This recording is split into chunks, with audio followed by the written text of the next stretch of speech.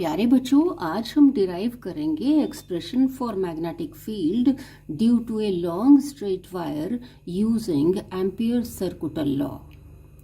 बच्चों, magnetic effects of current 13 video में हमने यही एक्सप्रेशन डिराइव किया था by using Biot Savart's law.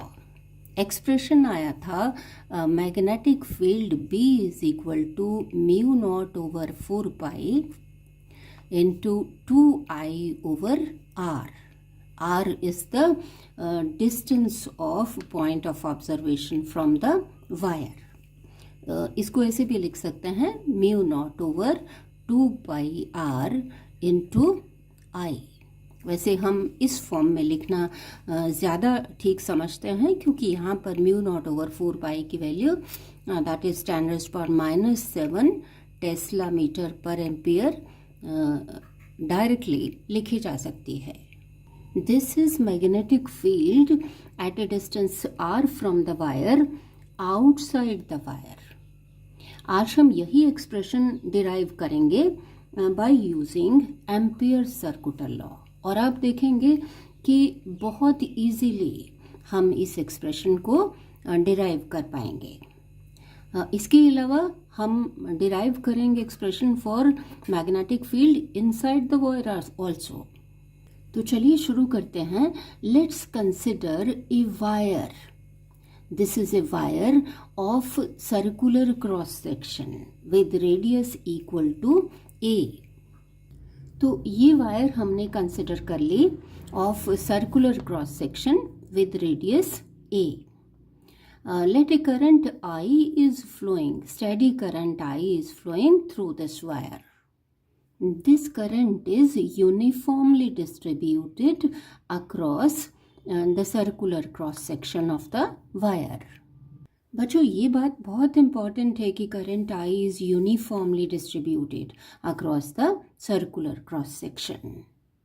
Let us first find out magnetic field at a distance R from the wire, from the axis of the wire, say at point P. Distance of point P from the axis of the wire is R. अब हम लगाने वाले हैं यहाँ ampere circuital law. उसके लिए हम assume करेंगे through P in an Amperian loop, जिसको कि हमने नंबर 2 से डिनोट कर दिया। So consider N Amperian loop through point P. This Amperian loop is of radius R. Amperian loop can be considered to be made up of large number of very small line elements. Let's consider one line element DL at point P. हमने यहाँ show नहीं किया है। According to Ampere's circular law, line integral of magnetic field B vector around closed path, which is Amperian loop 2 in vacuum, is equal to mu naught times current I enclosed by this Amperian loop number 2. DL is line element, small line element at P, and magnetic field B is magnetic field at this line element. So, and B vector and DL vector are in same direction. Angle between the two is 0. So यहाँ से आ जाएगा B into DL into cos 0. Cos 0 is equal to 1. This is on closed path empyrean loop number 2. ये आ जाएगा mu naught into, अब ये जो Amperian loop है कितना करंट एनक्लोज कर रही है? Current I. So I is equal to current enclosed is equal to this I, mu naught into I. अब यहाँ से cos 0 1, सो B, क्योंकि यहाँ सिमेट्री से B is constant through out this Amperian loop. क्योंकि कांस्टेंट है B, तो integral से बाहर ले सकते हैं। अंदर क्या रह गया? DL.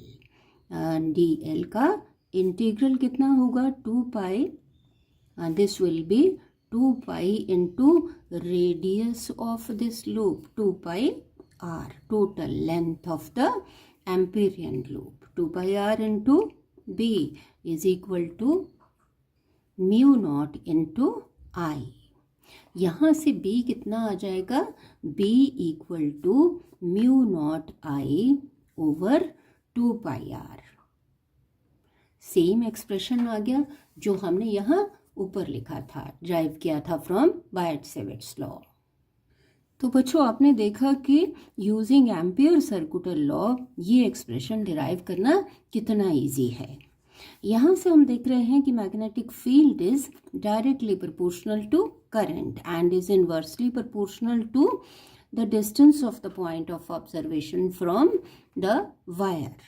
अब अगर करंट यहाँ पर कांस्टेंट ले रहे हैं तो ये क्या हो जाएगा? B is inversely proportional to R. R increase करेगा तो B डिक्रीज करेगा. चलिए अब फाइंड आउट करते हैं magnetic field inside the wire, say at point Q. यहाँ पर भी हम Q में से एम्पीरियन लूप ले लेंगे, ड्रॉ कर लेंगे. ये डिस्टेंस R यहाँ पर, here R is less than A. जब हमने यहाँ P पर निकाला था मैग्नेटिक फील्ड तो इस केस में R is greater than A. और अब हम फाइंड आउट कर रहे हैं magnetic field B inside the wire, say at point Q. R is less than A here. यहाँ देखिए कि ये जो circular cross section full line हमने ड्रॉ की है, this is with radius A. और ये जो हमने dotted line Amperian loop number 1 draw की है, this is of radius R. चलिए अब हम यहाँ पर भी लगाते हैं एम्पियर सर्कुलर लॉ.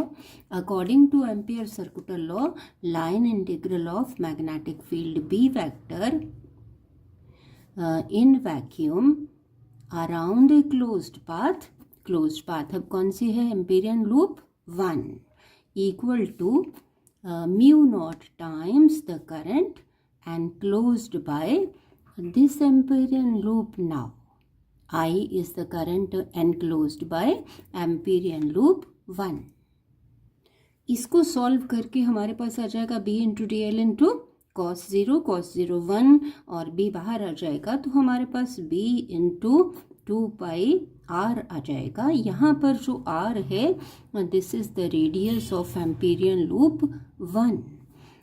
और ये देखिए कि यहाँ पर करंट I जो है, it is not equal to this I, it is less than I. अब क्यों लेस है?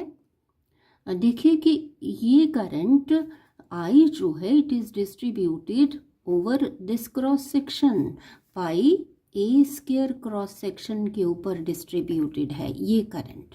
और जो करंट एनक्लोज्ड यहाँ पर होगा उसके लिए क्रॉस सेक्शन कितना है? पाई R स्क्वायर. पाई R स्क्वायर के ऊपर जो करंट है वो है I, और इस क्रॉस सेक्शन के ऊपर जो डिस्ट्रीब्यूटेड है वो है करंट I. और हमने अभी कहा कि करंट इज यूनिफॉर्मली डिस्ट्रीब्यूटेड. तो क्या होगा कि current is proportional to, directly proportional to area of cross section of the wire. तो हम इसको लिख सकते हैं I over I is equal to pi A square over pi R square. अब देखिए कि यहाँ पर A is greater than R. So this current I is greater than this, और I this is less than this. यहाँ से हम find out कर लेंगे current I, current enclosed bye empyrean loop 1. तो ये कितना आ जाएगा? पाई कैंसिल हो जाएगा, R square over A square into this I. तो यहाँ हम करंट एनक्लोज्ड की वैल्यू लगा देंगे, R square over A square into I. B कितना आ जाएगा? B equal to mu naught into R square over A square into I divided by this 2 pi R, एक आर कैंसिल हो जाएगा, तो ये हमारे पास आ गया mu not I over 2πe² into R. और यहाँ से देखिए कि आई अगर कांस्टेंट है, करंट जो कि हम कह रहे हैं कांस्टेंट है, तो यहाँ से बी कितना आ जाएगा, बी इज़ ये पूरा कांस्टेंट और B is directly proportional to R. Means कि आर के इंक्रीज होने से मैग्नेटिक फील्ड इंक्रीज होगा। मतलब कि वायर के अंदर जो है, यहाँ एक्सिस पर, वायर के सेंटर पर यहाँ मैग्नेटिक फील्ड 0 होगा, और जैसे जैसे ये आर इंक्रीज होगा सरफेस पर मैक्सिमम होगा। और उसके बाद फिर हमने डिराइव किया कि मैग्नेटिक फील्ड कम होना शुरू हो जाएगा।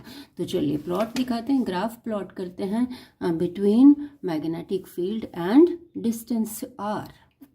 अब यहाँ ये जो ओरिजिन है corresponds to centre of the axis of the wire, axis पर मैग्नेटिक फील्ड 0, और जैसे जैसे ये डिस्टेंस बढ़ेगा, आर जब रेडियस ए के बराबर हो जाएगा, मतलब कि यहाँ पहुँच गया सरफेस पर, ये वायर के सरफेस पर, तो यहाँ magnetic field maximum, B is directly proportional to R, graph is a straight line. और आगे जैसे जैसे जो हमने यहाँ प्रूव किया, आगे आर के इंक्रीज होने के साथ ये इस तरह से वेरी करेगा, बी प्रोपोर्शनल टू 1/r। तो बच्चों आपने देखा कि हमने वायर के अंदर और बाहर कितना इजीली एम्पियर सर्कुलर लॉ से बहुत ही इजी ढंग से हमने ये एक्सप्रेशंस डिराइव किए। B is equal to this outside the wire and B is equal to this inside the wire. But I am sure you have followed. Thank you.